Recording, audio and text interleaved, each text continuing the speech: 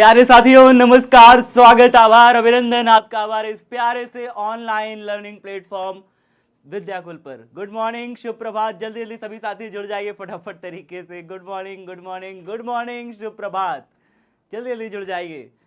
Good morning Ashish, good morning Zeba, good morning Khushi, good morning Satish, good morning Jyoti, Suman, good morning Ritik, good morning, good morning, good morning, good morning, good morning Chandni, good morning, good morning Shubham, Deepak, Vandana, good morning सभी साथियों को शुभ प्रभात। एक बार जल्दी से सभी साथी जुड़ जाइए फटाफट तरीके से, फिर हम लोग आज की क्लास को स्टार्ट करें पूरे जोश पूरे उत्साह के साथ।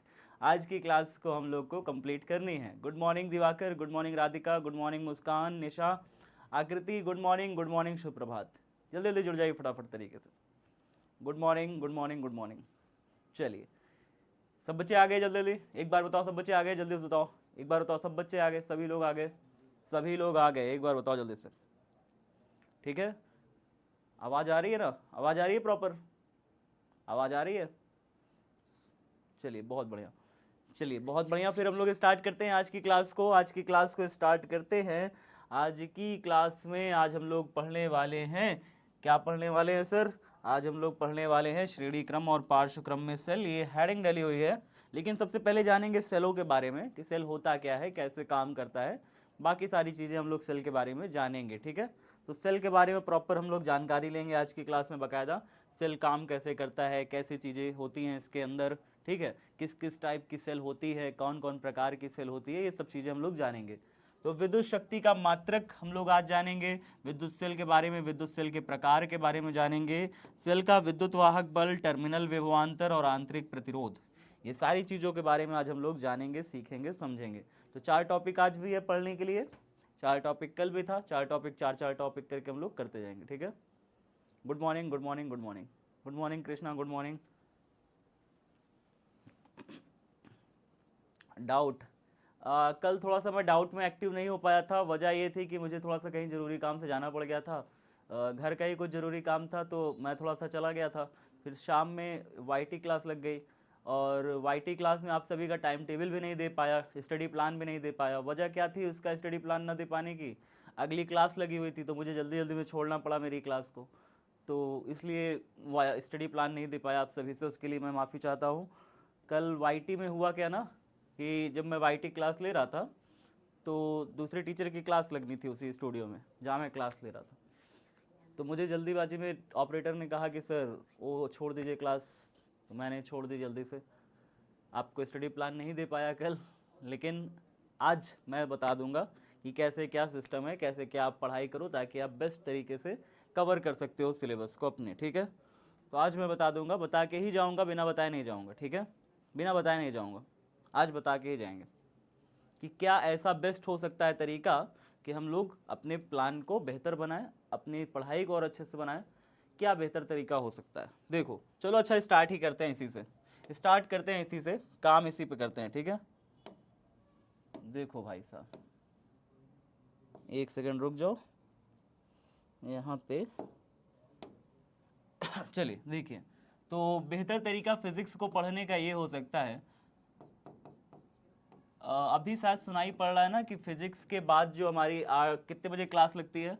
8 से 9 डेली लगती है, 8 से 9 डेली लगती है क्लास फिजिक्स की। ठीक है, मतलब Monday, Tuesday, Wednesday, Thursday, Friday, Saturday, इतना तो लगता ही है, 6 दिन तो लगती ही है। संडे को हम एक्सक्लूड कर रहे हैं, वैसे संडे को भी हम क्लास लेंगे ही लेंगे, लेकिन अभी हम फिलहाल संडे को एक्सक्लूड कर रहे हैं। ठीक है, तो 6 दिन हमारी इस तरीके से, कितने दिन क्लास लगती है? 6 दिन, 8 से 9 हमारी क्लास लगती है, आप सभी जानते हैं, परिचित हैं। ठीक है, चलिए सर।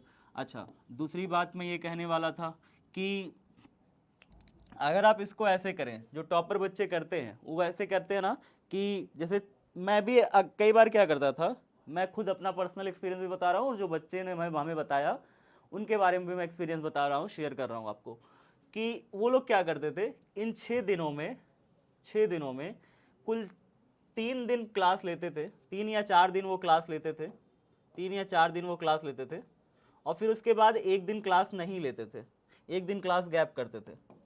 1 डे क्या करते थे? क्लास गैप करते थे। क्लास गैप करते थे, मतलब वो उस दिन आज क्लास नहीं लेंगे, आज कोई क्लास नहीं लेंगे। वो क्या करेंगे, ये 3 और 4 दिन जो आपने पढ़ाई करी है, 3-4 दिन मतलब मान लो कि Monday Tuesday Wednesday, Monday Tuesday और वेडनेसडे, इन 3 दिन आपने जो पढ़ाई करी है, इन 3 दिन की पढ़ाई को थर्सडे को वो क्लास नहीं लेंगे, कोई क्लास नहीं लेंगे। वो थर्सडे को सिर्फ और सिर्फ रिवीजन डे अपना बनाएंगे, वो सिर्फ और सिर्फ रिवीजन डे बनाएंगे। अब कहोगे सर क्लास नहीं लेंगे तो थर्सडे वाली क्लास तो छूट जाएगी, थर्सडे वाली क्लास तो छूट जाएगी। बेटा छूटेगी नहीं, वो रिकॉर्डेड फॉर्म में अवेलेबल रहेगी, रिकॉर्डेड फॉर्म में अवेलेबल रहेगी। हमेशा कभी भी स्टिक मत रहो कि मुझे रिकॉर्डिंग करनी है, मुझे लाइव करनी है। बेटा हमेशा अपने आप को खुला रखो कि मुझे लाइव भी करनी है तो मैं लाइव भी करूंगा, जरूरत पड़ने पर मैं रिकॉर्डिंग भी करूंगा। दोनों तरीके से अपने आप को खुला रखो, ठीक है। ये नहीं कि मैं हमेशा लाइव ही करूंगा, सर मैं तो कभी रिकॉर्डिंग कर ही नहीं सकता क्लास। जरूरत पड़ने पर तुम भी रिकॉर्डिंग करोगे, ठीक है, हर बच्चा करता है। तो 3 दिन हम यहाँ क्या किया, लाइव क्लास ली।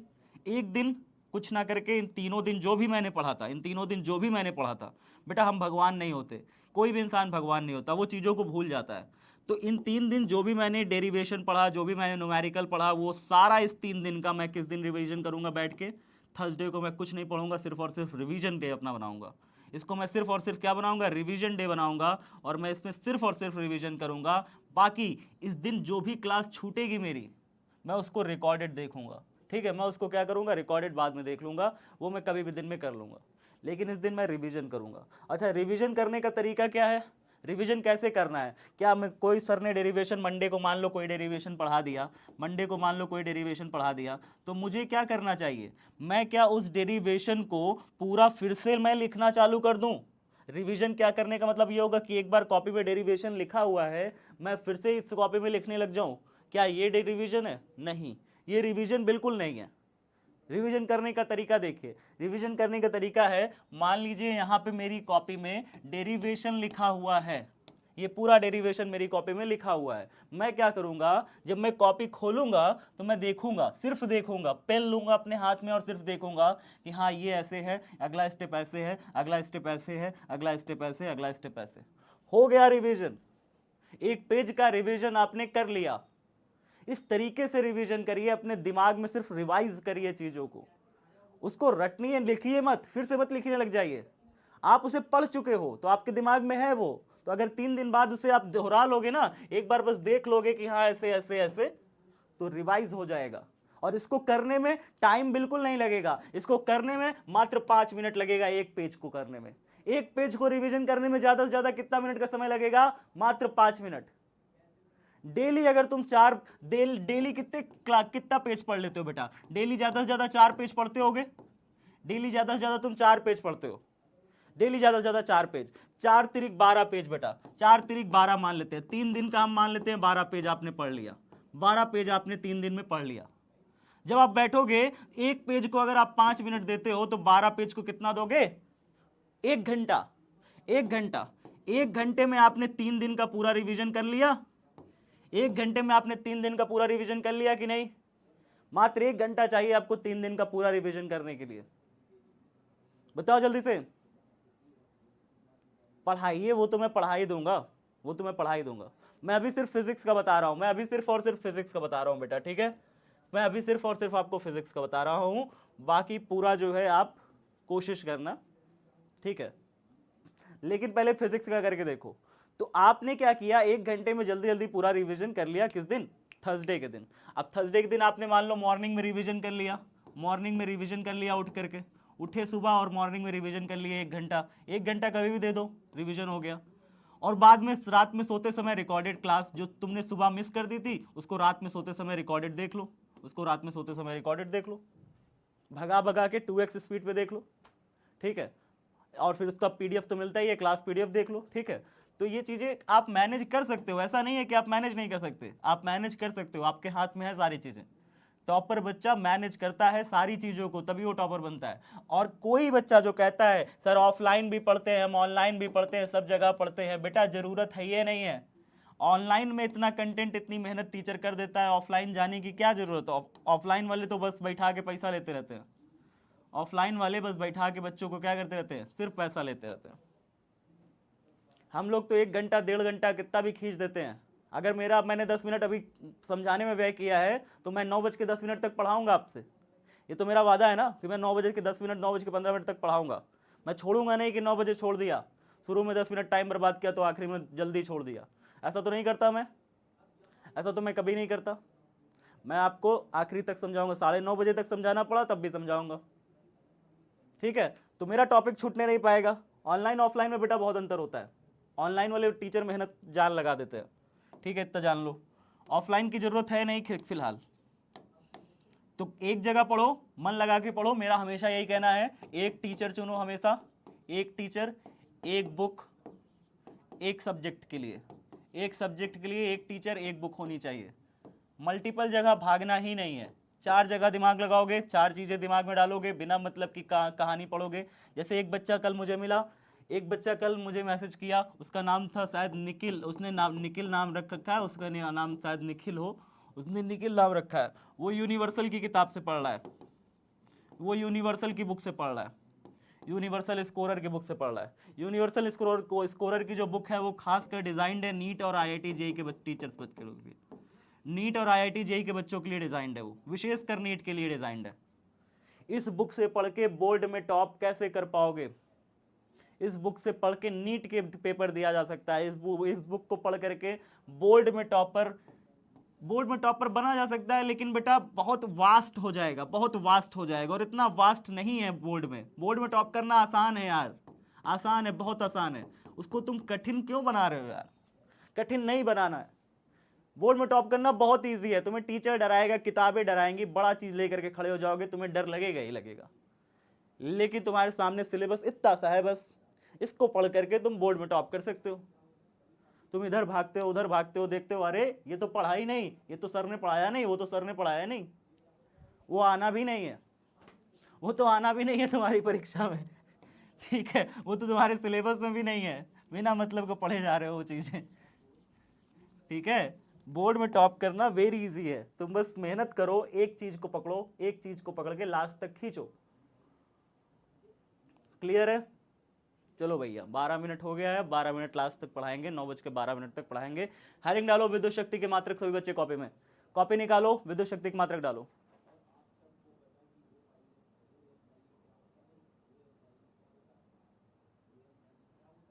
हो गया? विद्युत शक्ति के मात्रक डाल लिए? क्या दिक्कत है? अब क्या दिक्कत है? किसी को कोई दिक्कत है यहाँ तक? हेलो, हाँ, डेरिवेशन जो मेरे पिछले बच्चों से बात कर रहा हूँ, तो उन्होंने डेरिवेशन को बताया कि मैंने जो इंपॉर्टेंट डेरिवेशन थे उनको कागज पे लिख लिया और उनको सामने चिपका लेता था। उनका बच्चों का कहना था कि कागज में लिख करके डेरिवेशन को मैं सामने चिपका लेता था, कई सारे जो इंपॉर्टेंट थे, और उनको लगातार देखता रहता था। जब भी मैं बैठूं टेबल पे तो एक बार नजर घुमा लूँ नजर, जब नजर घुमा लेता था तो हाँ रिवीजन हो जाता था, दर्द आगे सारा रिवीजन हो जाता था। ठीक है, तो वो ऐसे करते थे, समझ रहे हो? इंपॉर्टेंट जो डेरिवेशन है वो तो मैं पूरा जब पढ़ा लूंगा, जब मैं आपको पूरा चैप्टर खत्म करा दूंगा, जब हुंकार और मास्टर दोनों बैच साथ साथ खत्म हो जाएंगे, हुंकार और मास्टर साथ साथ बैच खत्म हो जाएंगे। कब की बात है ये बात होगी आपकी, मान के चलिए अक्टूबर लास्ट में। तो मैं आपको पूरी किताब के, पूरी बुक के आपको 50 मोस्ट इंपॉर्टेंट डेरिवेशन आपको मैं दे दूंगा। 50 मोस्ट इंपॉर्टेंट डेरिवेशन, ये मैं पूरी क्लास खुद लगाऊंगा यूट्यूब पर। तो 50 मोस्ट इंपॉर्टेंट डेरिवेशन, कुछ भी परेशान होने की जरूरत नहीं है, आप लोगों के लिए ही हम लोग हैं। कभी दिन रात की देखा ही नहीं यार, आज तक नहीं देखा। विद्युत शक्ति का मात्रक क्या होगा? विद्युत शक्ति का मात्रक देखो, कल हम लोगों ने पढ़ा था कि विद्युत ऊर्जा का जो व्यय है ना, विद्युत ऊर्जा जो खर्च होती है, बैटरी जो समय के साथ अपनी ऊर्जा को खर्च करती है। ध्यान से सुनो बेटा, हो गई सारी बातें, हो गई, रखो अब साइड में, रखो साइड में, कहीं दिक्कत आएगी फिर हम लोग चर्चा करेंगे इस पर, ठीक है। विद्युत ऊर्जा क्या है? विद्युत ऊर्जा जो खर्च करती है बैटरी, कोई बैटरी अपनी ऊर्जा समय के साथ जो खर्च करती है, मान लीजिए कि 20 जूल ऊर्जा खर्च करती है और 20 जूल ऊर्जा खर्च करने में उसने 2 सेकंड का समय लिया। कितने सेकंड का समय लिया? 2 सेकंड का समय लिया। तो 20 जूल ऊर्जा खर्च करा, 2 सेकंड के अंदर अंदर खर्च किया, तो बैटरी की जो ऊर्जा और बटे समय है ऊर्जा बटे समय है, यानी बैटरी ने ऊर्जा खर्च करी बटे में जो समय लिया, इन दोनों को डिवाइड कर देते हैं तो हमें मिल जाती है बैटरी की शक्ति। क्या मिल जाती है? बैटरी की शक्ति मिल जाती है। कोई भी बैटरी या सेल होगा उसकी शक्ति मिल जाएगी। शक्ति क्या होती है? कार्य करने की क्षमता होती है, कार्य करने की दर को ही शक्ति कहते हैं। यानी कार्य हुआ, 20 जूल बैटरी ने काम किया, और कितने समय में काम किया? 2 सेकंड में काम किया। तो कार्य करने की जो दर होती है वो क्या कहलाती है प्यारे बच्चों? विद्युत शक्ति कहलाती है। पहले इतना बताओ, समझ में आ गया? सब बच्चों को इतनी बात समझ में आ गई कि अगर कोई बैटरी 20 जूल का काम 2 सेकंड में कर रही है तो हम कहते हैं 20 जूल बटे में 2 सेकंड, डिवाइड कर देते हैं, यही निकल के आता है बैटरी की शक्ति। क्या निकल के आता है? विद्युत शक्ति निकल के आता है। ठीक है, समझ में आ गया? वाट। ठीक है, वेरी गुड बेटा। तो अब देखते हैं इसको क्या क्या चीजें कहते हैं, इसमें क्या क्या चीजें और हैं, हम लोग समझते चलेंगे। तो फॉर्मूला है विद्युत शक्ति के सूत्र से, सब बच्चे लिखिए, विद्युत शक्ति के सूत्र से विद्युत शक्ति का सूत्र क्या है? P बराबर है W अपॉन में T। और कल आपने W बराबर निकाला था VIT।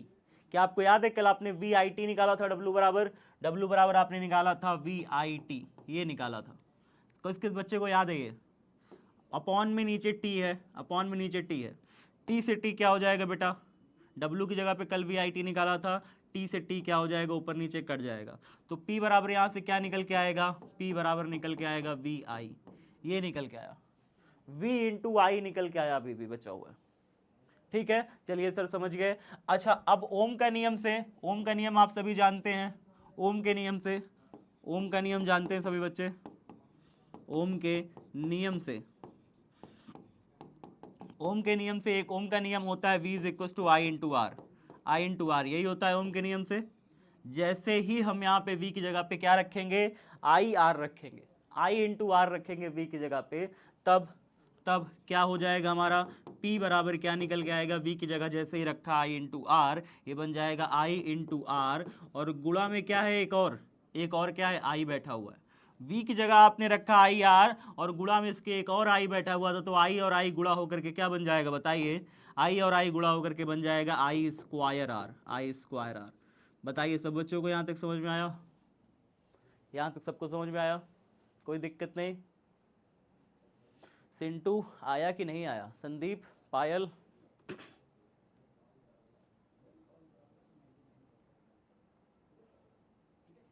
आ गया? चलो आगे देखते हैं। अच्छा, P बराबर आई स्क्वायर आर आ गया, तो V बराबर वी आई था। यहाँ से अगर आई का मान मैं निकालूं, अगर यहाँ से आई का मान निकालूं, जरा आई का मान निकाल के बताओ यहाँ से कितना आ जाएगा?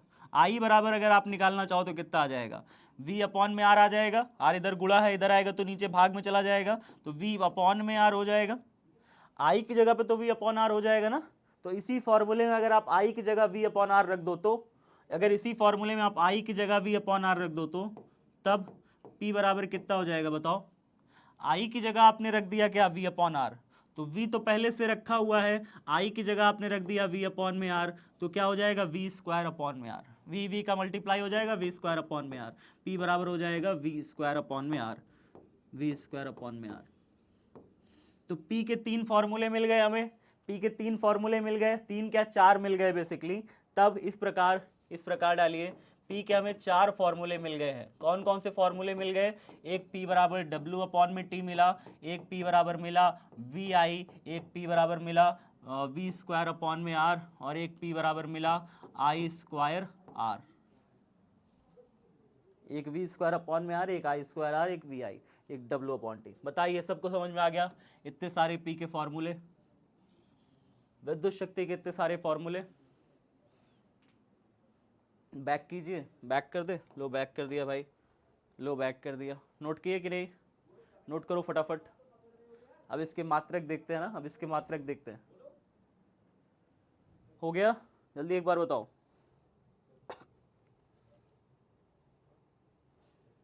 हो गया सब बच्चों को? चलिए आगे देखते हैं, आगे देखते हैं, आगे देखते हैं। इसका एक मात्रक हम लोगों ने वाट पढ़ रखा था, ठीक है। इसके अन्य मात्रक या शक्ति के अन्य मात्रक लिखते हैं, शक्ति के अन्य मात्रक, शक्ति के अन्य मात्रक। एक मात्रक इसका बहुत फेमस है, वो है अश्व शक्ति। क्या है? अश्व शक्ति। एक अश्व शक्ति, अश्वशक्ति। अश्वशक्ति वास्तव में क्या होता है? हॉर्स पावर होता है। क्या होता है? हॉर्स पावर होता है। Horse power, horse power. Horse power को शॉर्टकट में एचपी भी लिखते हैं। क्या लिखते हैं? एचपी भी लिखते हैं, ऐसे करके, एक एचपी। और एक एचपी जो होता है बराबर 746 वाट होता है। कितना होता है? 746 वाट होता है। बताइए, समझ में आ गया? हाँ, ये सब बच्चों को पता है। अच्छा, एक और चीज पता होनी चाहिए, फिर एक और चीज पता होनी चाहिए, किलोवाट घंटा क्या होता चाहिए? किलोवाट घंटा, हेडिंग डालिए, किलोवाट घंटा। किलोवाट घंटा, ये भी इसका एक मात्रक है बेटा, किलोवाट घंटा। पहले हेडिंग डाल लो इसको सब बच्चे। इसको ऐसे शो करते हैं, के डब्ल्यू एच, के डब्ल्यू एच, ठीक है, के डब्ल्यू एच, ऐसे करके इसको शो करते हैं, के डब्ल्यू एच। सब बच्चे हेडिंग डालो फटाफट, के डब्ल्यू एच। हेडिंग डालो इसे, तो हमने इसमें थोड़ा लिखा है ये होता क्या है किलोवाट घंटा, ये क्या होता है, इसके बारे में थोड़ा सा लिखा जाए। देखो ये होता क्या है, घरों, दुकानों, कॉमा अस्पतालों, अस्पतालों, कॉमा कारखानों व कारखानों आदि में, कारखानों आदि में, कारखानों आदि में, आदि में व्यय होने वाली विद्युत ऊर्जा, कारखानों आदि में व्यय होने वाली विद्युत ऊर्जा के मापन के लिए, आदि में व्यय होने वाली विद्युत ऊर्जा, विद्युत ऊर्जा के मापन के लिए, के मापन के लिए एक विशेष मात्रक, एक विशेष मात्रक, नोट करिए, यहाँ तक नोट करिए जल्दी से। किलोवाट घंटा क्या होता है इसके बारे में थोड़ा बताते हैं। जरूरी इसलिए है क्योंकि एग्जाम में पूछा है बेटा किलोवाट घंटा के बारे में, एग्जाम में आपसे पूछ लेता है, आपसे लघुत्तरीय में पूछ सकता है, और उसके बाद आपसे इसका बहुविकल्पी में से एक क्वेश्चन बना लेता है, 1 किलोवाट घंटा में कितना जूल होता है, ऐसे करके, ठीक है।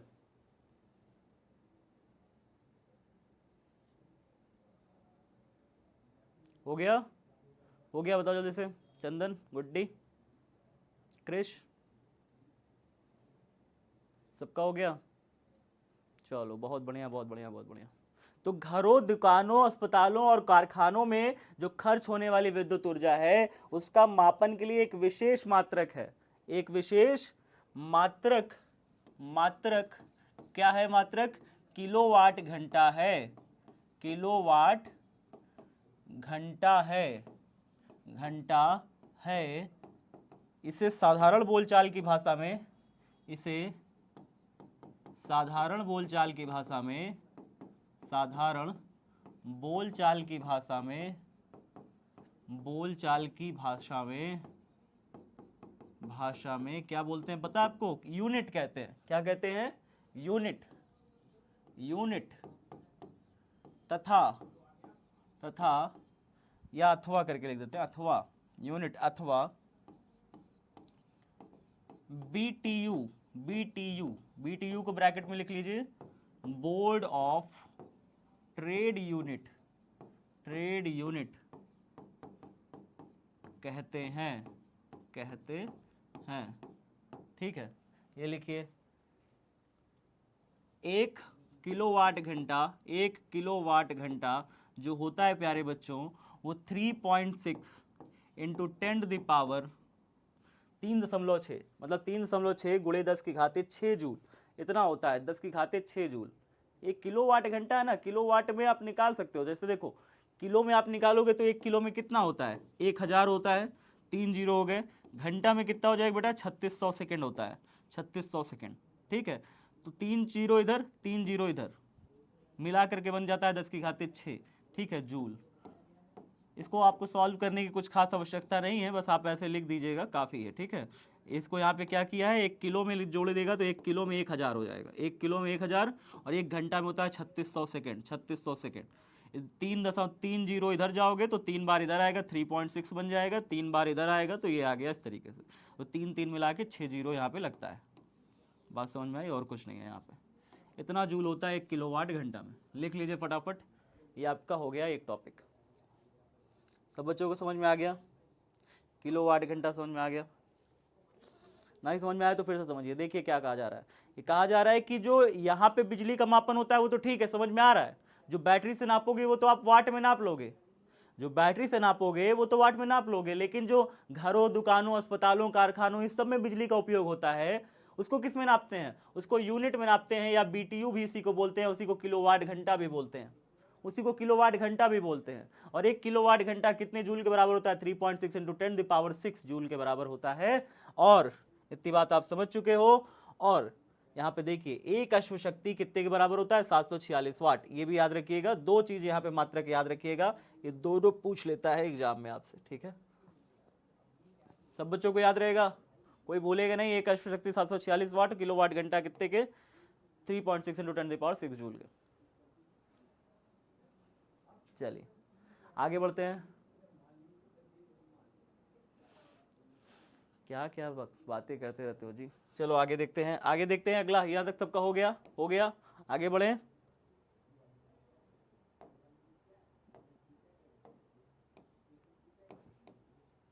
अगला हेडिंग डालिए विद्युत सेल। अगला हेडिंग डालिए सब बच्चे विद्युत सेल। विद्युत सेल डालिए, विद्युत सेल। फिर मैं आपको दिखाता हूं विद्युत सेल होता कैसे, काम कैसे करता है। क्या बातें चल रही हैं। तुम भले विद्युत सेल डालो, हेडिंग कॉपी पेन चलाओ यार, उंगलियां कम इसमें कमेंट में मत चलाओ। उंगलियों का इस्तेमाल करो पेन को पकड़ने में और कॉपी में चलाने में, ठीक है? सब बच्चे हेडिंग डालो विद्युत सेल। बेटा क्या होता है विद्युत सेल, इसके बारे में थोड़ा डिटेल में पढ़ते हैं, जानकारी लेते हैं। विद्युत सेल आखिरकार होता क्या है? विद्युत सेल देखिए क्या है। विद्युत सेल एक विशेष युक्ति है। युक्ति मतलब क्या होता है? तरीका। युक्ति मतलब क्या होता है? तरीका होता है बेटा। विद्युत सेल एक विशेष प्रकार का एक ऐसा तरीका है जिसकी सहायता से हम लोग रासायनिक ऊर्जा को, रासायनिक ऊर्जा आप समझते हैं? रासायनिक ऊर्जा, जब हम रासायनिक ऊर्जा कहते हैं तो इसका मतलब कोई केमिकल घोल दिया। इसका मतलब क्या होता है? कोई केमिकल पानी में घोल दिया और हमने ऊर्जा पैदा कर दी।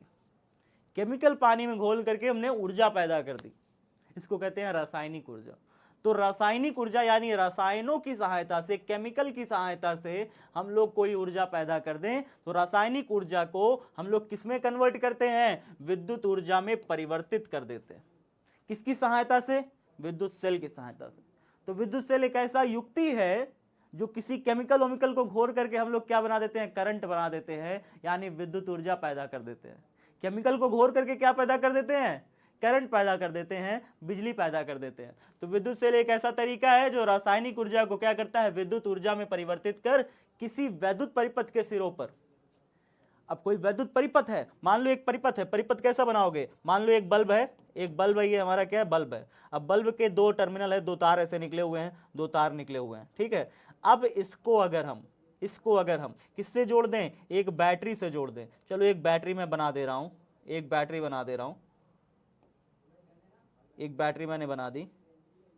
बैटरी क्या सेल है? ये सेल है, लेक्लांश सेल इसे बोलते हैं, ठीक है? ये मैंने सेल बना दिया, ये मैंने सेल बना दिया। अब सेल में भी दो टर्मिनल होते हैं, एक टर्मिनल ये, एक टर्मिनल ये, एक नेगेटिव टर्मिनल, एक पॉजिटिव टर्मिनल। मैंने जो हमारा बल्ब था, बल्ब का ये हमने तार लिया, इसको हमने इससे जोड़ दिया, इस वाले तार को हमने इससे जोड़ दिया, इधर से ऐसे जोड़ दिया। तो हमारा बल्ब क्या होने लगेगा? बल्ब जल जाएगा, बल्ब जलने लगेगा, बल्ब जल जाएगा, ठीक है? तो हमने बल्ब को किससे? एक तार निकाला और उसको हमने बैटरी के एक टर्मिनल, सेल के एक टर्मिनल से, और दूसरा तार निकाल के सेल के दूसरे टर्मिनल से जोड़ दिया। आपने कभी इस तरीके का सेल देखा है? इस तरीके का सेल देखा है? नहीं देखा तो लैब में देखोगे बेटा। ये है सेल, क्या आप देख पा रहे हो सेल को? ये सेल है एक, इस सेल को बोलते हैं लेक्लांशे सेल। क्या कहते हैं? लेक्लांशे सेल।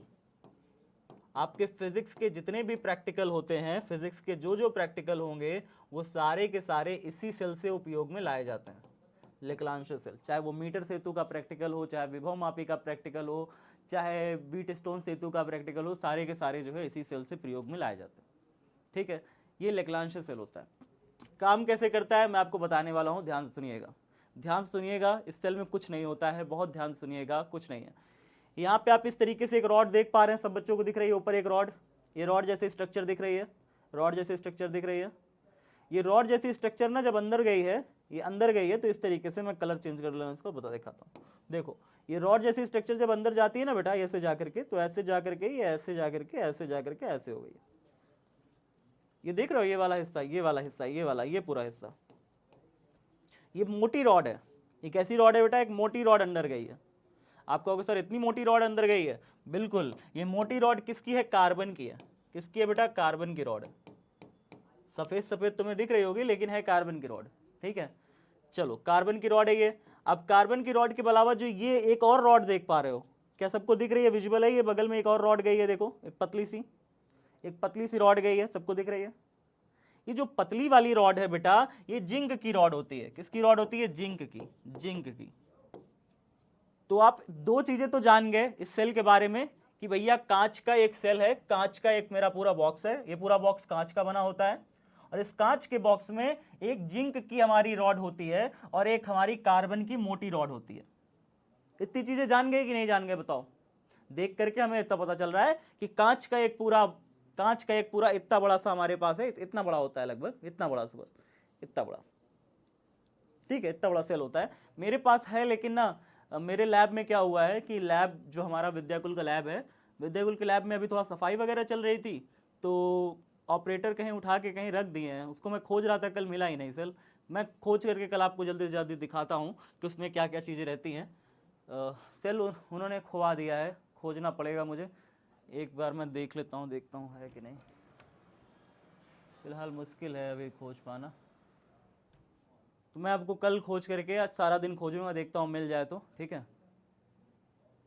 बैक करूँ? क्या कह रहे हो? Repeat sir?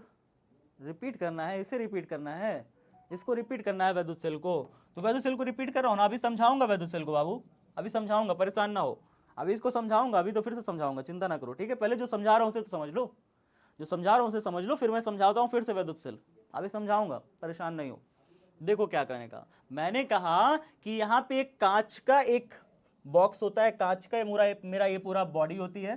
कांच की इस बॉडी के अंदर एक होता है मोटा मोटा सा एक रॉड होता है। मोटे से इस रॉड को हम, किसकी बनी होती है मोटी रॉड? कार्बन की बनी होती है। इस मोटी रॉड को हम बोलते क्या है? इलेक्ट्रोड बोलते हैं, इलेक्ट्रोड बोलते हैं, इलेक्ट्रोड, इलेक्ट्रोड। क्या बोलेंगे? इलेक्ट्रोड बोलेंगे। मतलब इसमें दो इलेक्ट्रोड होती है, एक इधर रॉड है, एक इधर रॉड है, ये वाली रॉड है हमारी, एक इधर भी रॉड आपको दिख रही होगी, इस रॉड को भी हम इलेक्ट्रोड बोलते हैं बेटा, इलेक्ट्रोड बोलते हैं। तो जो रॉड होती है, जो रॉड डली होती है, उस रॉड को हम क्या बोलते हैं? रॉड को हम बोलते हैं इलेक्ट्रोड। एक मोटी इलेक्ट्रोड होती है, एक पतला सा इलेक्ट्रोड है। जो पतला वाला इलेक्ट्रोड होता है वो जिंक का बना होता है, मोटा वाला इलेक्ट्रोड किसका बना होता है? कार्बन का बना होता है। सब बच्चों को यहां तक समझ में आया? बताओ एक बार। बातचीत मत करो, बातचीत करोगे तो कभी नहीं आएगा जिंदगी में, लिख के रख लो, मेरे से साइन करवा लो, ठीक है सर। आ गया, काफी बच्चों को आ गया। तो एक चीज बताते हैं अब आपको, इसके अंदर जो है ना एक पानी भरा होता है, इसके अंदर एक पानी भरा होता है। अब कहोगे सर पानी भरा होता है? बिल्कुल बेटा, तुम्हें बताया नहीं जाएगा, मैं खुद बनाता हूं इस सेल को। तो बनाता क्या हूं, मतलब इसके अंदर जो भी केमिकल है मैं उसको खुद बनाता हूं। उसके अंदर जो केमिकल पड़ता है, उस केमिकल का नाम है अमोनियम क्लोराइड। क्या होता है? Ammonium chloride. ये मेरे पास अभी रखा हुआ है, ये मेरे पास अभी रखा हुआ है अमोनियम क्लोराइड। कहो तो ला के दिखाएं, ला के दिखाएं अमोनियम क्लोराइड, लाएं? चलो लाते हैं, 1 मिनट 1 सेकंड दो, मैं तुरंत लाता हूं।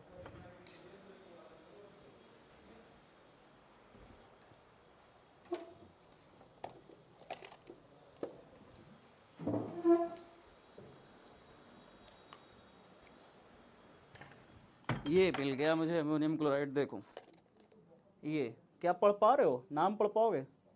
कैमरे में अगर मैं पास में लाऊं तो क्या नाम पढ़ पाओगे?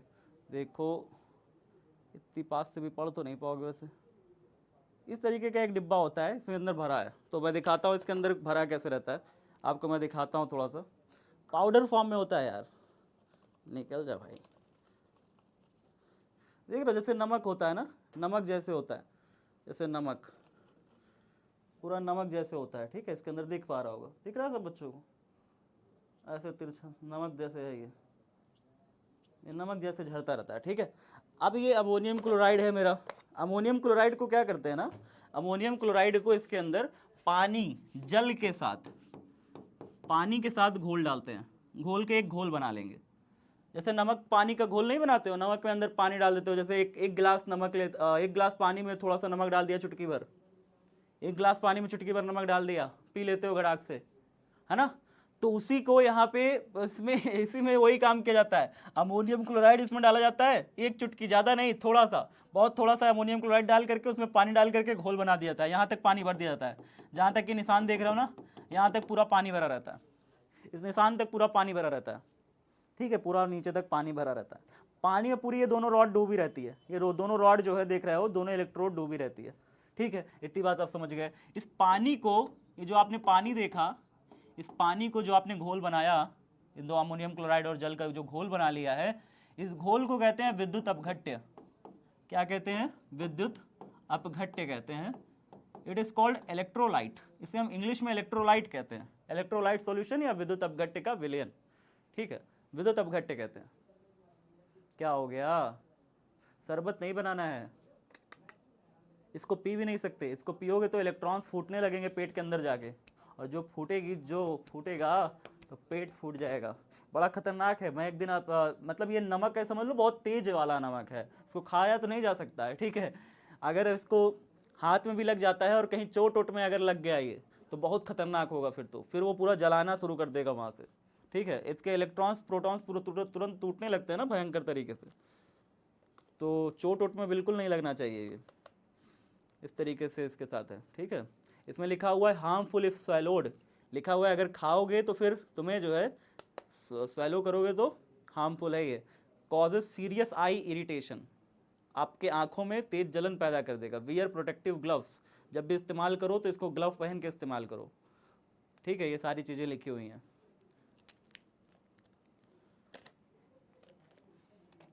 चलो फिलहाल अब देखते हैं हम लोग इसको समझते हैं।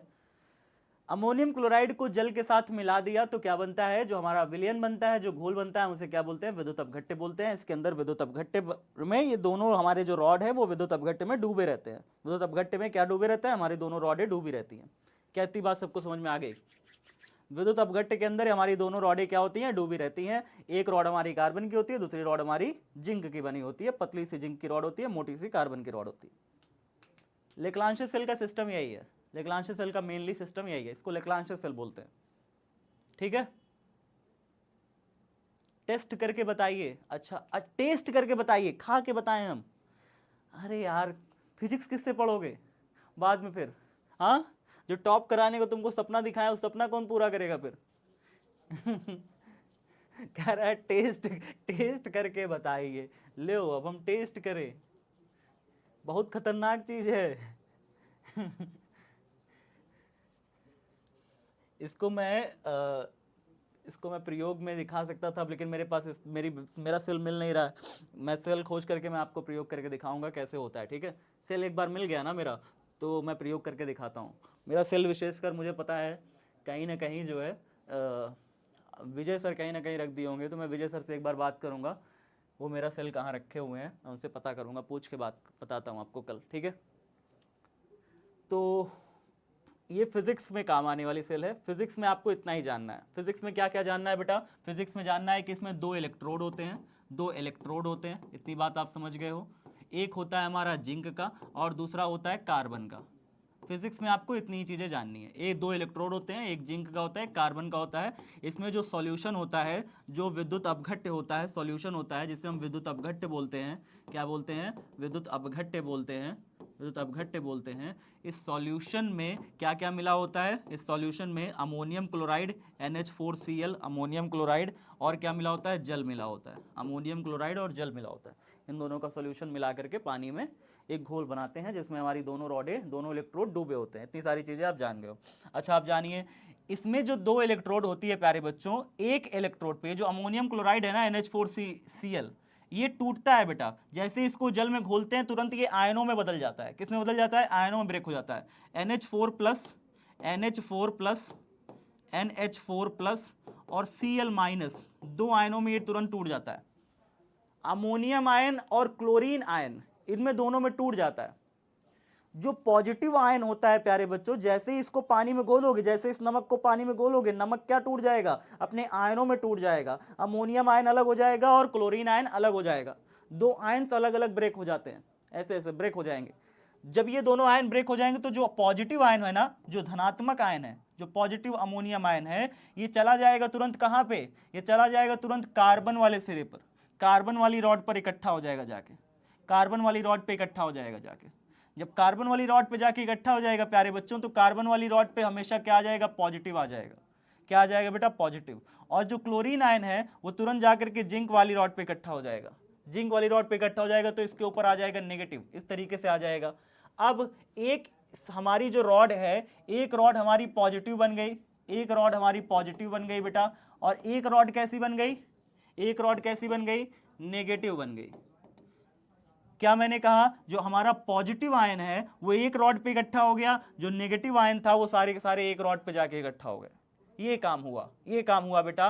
पॉजिटिव आयन एक रॉड पे इकट्ठा हो गए, नेगेटिव आयन एक रॉड पे इकट्ठा हो गए, जिससे हमारी जो पॉजिटिव आयन थी, पॉजिटिव वाली रॉड है, उसको हमने कहते हैं एनोड। पॉजिटिव वाली रॉड को हम क्या कहते हैं, एनोड कहते हैं। और जो नेगेटिव वाली रॉड होती है हम उसको कहते हैं बेटा कैथोड। तो दो प्रकार की रॉड होगी, एक नेगेटिव रॉड और एक पॉजिटिव रॉड। समझ में बात आई। फिगर बनाना है, फिगर आपको ये वाला बनाना है, बस एक सेल बना लेना, एक सेल बना लेना बस। और ये जानकारी बस जान लो कि क्या क्या चीजें होती हैं। पॉजिटिव वाली रॉड को हम क्या कहेंगे बेटा, एनोड। नेगेटिव वाली रॉड को हम क्या कहेंगे, कैथोड कहेंगे। इतनी चीजें सबको समझ में आ गई, क्या क्या कहेंगे। जो इसके अंदर सॉल्यूशन भरा है उस सॉल्यूशन को बोलते हैं विद्युत अपघट्य। सॉल्यूशन में हमने NH4Cl यानी कि अमोनियम क्लोराइड डाला था, जल के साथ मिला करके। जैसे इनको मिलाओगे दो हिस्सों में टूट जाएगा, अमोनियम अलग हो जाएगा, क्लोरीन अलग हो जाएगा। अमोनियम जो पॉजिटिव वाले हैं वो सारे के सारे एक रॉड पे जाके इकट्ठा हो जाएंगे, नेगेटिव वाले एक रॉड पे इकट्ठा हो जाएंगे। जो पॉजिटिव वाला एक रॉड पे इकट्ठा होगा सारा का सारा जाके, वो हमारी रॉड ही पूरी पॉजिटिव हो जाएगी, और पॉजिटिव रॉड को हम बोलते हैं एनोड। पॉजिटिव रॉड को हम एनोड बोलते हैं, और नेगेटिव रॉड को क्या बोलते हैं बेटा, नेगेटिव रॉड को बोलते हैं कैथोड। समझ में आ गया सब बच्चों को यहाँ तक। एक बार बताओ सबको समझ में आ गया। रिपीट भी तो कर दिया ना, रिपीट भी तो कर दिया ना, जल्दी बताओ। अगर हम केमिकल ये वाला ना घोलते, अगर हम ये वाला केमिकल ना घोलते तो क्या ऐसा हो पाता है कि एक सिरा पॉजिटिव एक सिरा नेगेटिव बन जाता। अगर केमिकल ना घोलते तो क्या ऐसा होता है कि एक पॉजिटिव एक नेगेटिव बनता, बिल्कुल ना बनता, बिल्कुल भी ना बनता। ठीक है ना। तो केमिकल को पानी में घोलने की वजह से हमारे जो आयन्स टूटे हैं, एक आयन एक तरफ इकट्ठा हो गया, दूसरा आयन एक तरफ इकट्ठा हो गया, एक पॉजिटिव हो गया दूसरा नेगेटिव हो गया। अच्छा सर अब इसको मिटा रहा हूं मैं, अब इसको मिटा रहा हूं। हो सके तो आप स्क्रीनशॉट रिवीजन के लिए इसे रख सकते हो, कॉपी में नहीं बनाना है, रिवीजन के लिए आप इसका स्क्रीनशॉट ले सकते हो। ठीक है, कि आखिरकार है क्या ये दोनों। तो अब मैं इसे मिटा रहा हूं, देखिएगा अब होता क्या है आगे सिस्टम देखिए। अब आगे का सिस्टम देखते जाइए, अब आगे का सिस्टम देखते जाइए। सर एक रॉड हमारी हो गई है पॉजिटिव और एक रॉड हो गई है नेगेटिव। ठीक है सर, पॉजिटिव वाली आपको पता है क्या करती है। पॉजिटिव वाला जब भी हम किसी सर्किट में जोड़ते हैं, मान लो ये हमारा चालक है, जब भी हमारा एक चालक है, चालक हम इस तरीके से ऐसे बना ले रहे हैं, ये हमारा चालक है। चालक समझ रहे हो, इसके अंदर खूब सारे मुक्त इलेक्ट्रॉन है बेटा, खूब सारे मुक्त इलेक्ट्रॉन है, खूब सारे मुक्त इलेक्ट्रॉन है, खूब सारे मुक्त इलेक्ट्रॉन है। चालक के अंदर मुक्त इलेक्ट्रॉन होते हैं, आप सभी जानते हैं, इस बात को परिचित हैं। चालक के अंदर कौन बैठा होता है, मुक्त इलेक्ट्रॉन। कितने सारे, बहुत सारे। चालक के अंदर मुक्त इलेक्ट्रॉन बहुत सारे होते हैं। अच्छा अब ये बताइए, यहां से तार अगर निकाल के यहां जोड़ दूं, यहां से तार निकाल के यहां जोड़ दूं, तो ये सारे के सारे मुक्त इलेक्ट्रॉन पर एक बल का अनुभव होगा। सारे के सारे मुक्त इलेक्ट्रॉन खींचेंगे उसकी तरफ। बताइए जरा से, सारे के सारे मुक्त इलेक्ट्रॉन क्या होंगे, इधर की तरफ खिंचना चालू हो जाएंगे, क्योंकि ये पॉजिटिव है, ये पॉजिटिव सिरा है, और सारे के सारे इलेक्ट्रॉन कैसे हैं बेटा, नेगेटिव हैं। सारे के सारे इलेक्ट्रॉन नेगेटिव हैं, ये सिरा पॉजिटिव है, सारे के सारे इलेक्ट्रॉनों को अपनी तरफ खींच लेगा। बताइए कि नहीं, बताइए, बताइए मुझे, ये सारे इलेक्ट्रॉन को अपनी तरफ खींच लेगा। सारे इलेक्ट्रॉन इधर की तरफ खींचना चालू हो जाएंगे। खींच खींच के कहां चले जाएंगे बेटा, ये खींच खींच के कहां जाएंगे, देखते जाइए। ये सारे इलेक्ट्रॉन यहां से जाएंगे, इस तार से होते हुए जाएंगे जाएंगे जाएंगे जाएंगे जाएंगे जाएंगे जाएंगे जाएंगे जाएंगे, यहां पे चले जाएंगे, और इसकी रॉडवा पे इकट्ठा आएंगे, नीचे कार्बन वाली रॉड पर यहां पे आएंगे। देखो कैसे जा रहे हैं, देखो इनका पहले स्ट्रक्चर देखो कैसे ये गए हैं, कैसे गए हैं पहले समझो। सारे के सारे इलेक्ट्रॉन यहाँ पे आए, यहाँ पे आए, यहाँ पे आए, पूरी इस रॉड से होते हुए नीचे चले गए। नीचे जाकर के ये पानी में तैरने लग गए, पानी में तैरे, पानी में तैरते तैरते तैरते तैरते ये यहाँ पहुंच गए। कहाँ पहुंच गए? यहाँ पे पहुंच जाते हैं, इस वाली रॉड पे पहुंच जाते हैं। अब इस वाली रॉड से होते अगर आपने यहाँ वाले सर्किट को कनेक्ट कर दिया इधर तरफ, अगर आपने इस वाले सर्किट को, इस वाले तार को इधर तरफ कनेक्ट कर दिया है, इस वाले सिरे पे जोड़ दिया है, तो इलेक्ट्रॉन सारे यहां से निकलते हैं, यहां जाते हैं, पानी के अंदर तैर करके दूसरी वाली रॉड पे आते हैं, फिर उसके बाद यहां पे जाते हैं, इसके तार से सिरे से होकर के इस तार को पकड़ के इधर आ जाते हैं, फिर वापस से अंदर घुस जाते हैं चालक में। ये काम हो रहा है। बैटरी क्या कर रही है बेटा? बैटरी ताकत कहां लगा रही है? बैटरी इन इलेक्ट्रॉनों को यहां से यहां तक पूरा घुमाने का काम कर रही है। अगर यहां पे ये पॉजिटिव सिरा ना लगाती, ताकत ना लगाती, तो क्या ये सारे इलेक्ट्रॉन खींचते इसके? अगर ये पॉजिटिव ताकत ना लगाती, ये सारे इलेक्ट्रॉन इसके खींचते इधर? नहीं खींचते कभी भी।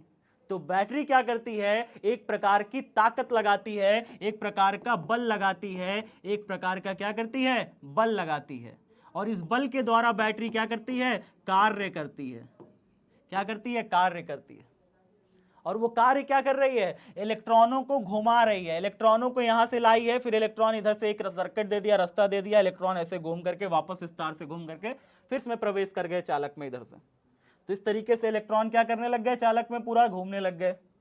अगर मैं इस चालक को निकाल के यहाँ पे बल्ब लगा दूं, अगर यहाँ पे एक बल्ब लगा दूं, यहाँ पे मैं एक बल्ब लगा दूं, बल्ब के दो टर्मिनल होते हैं, बल्ब है बेटा ये, बल्ब के एक सिरा हमने इधर जोड़ दिया, एक तार इधर जोड़ दिया, तो बल्ब हमारा क्या होने लगेगा? जलने लगेगा। क्यों जलने लगेगा?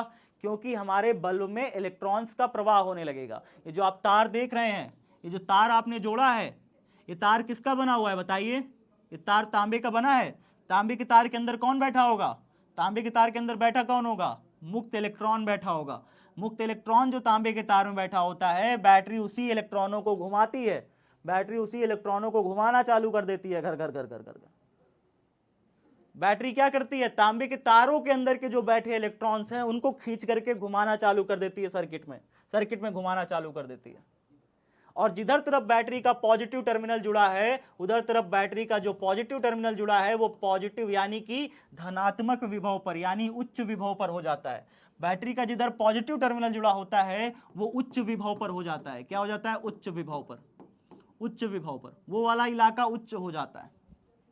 और जिधर तरफ बैटरी का नेगेटिव टर्मिनल, देखिए इधर तरफ बैटरी का नेगेटिव टर्मिनल जुड़ा है, इधर तरफ बैटरी का नेगेटिव टर्मिनल जुड़ा है, इधर तरफ बैटरी का नेगेटिव टर्मिनल जुड़ा है, तो ये होता है निम्न विभव पर। निम्न विभव पर, निम्न विभव पर।